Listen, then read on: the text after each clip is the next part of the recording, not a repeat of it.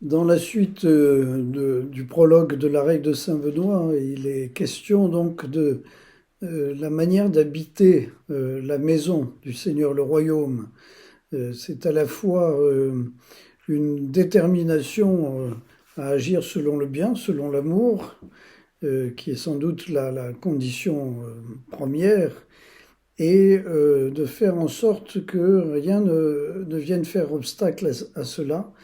Et comme le disait l'Évangile d'aujourd'hui, accomplir l'œuvre de Dieu, l'œuvre du Père, c'est d'abord croire en celui qui l'a envoyé. Et donc, pour accomplir le bien, pour accomplir le commandement de l'amour, pour habiter la maison du royaume, il s'agit de se tourner vers celui qui est pour nous chemin, vérité et vie, et qui peut nous permettre de vivre authentiquement cette dimension de mise en œuvre de la parole pour que la volonté d'amour de Dieu se réalise.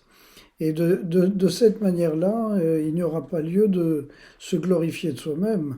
On est vraiment dans une relation de confiance, de foi, avec celui qui nous permet d'avancer au jour le jour, indépendamment de nos échecs, indépendamment de nos fautes, même, j'allais dire, en reconnaissant que nous avons besoin de lui. Et donc, nous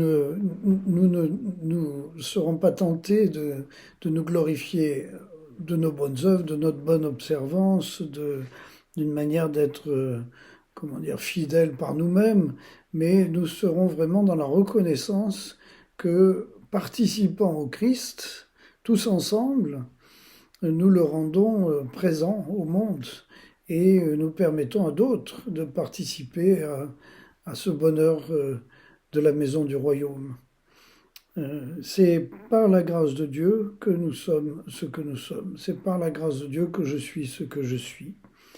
Et donc, c'est de cette manière-là que se réalise la volonté de l'amour dans la maison du royaume de Dieu.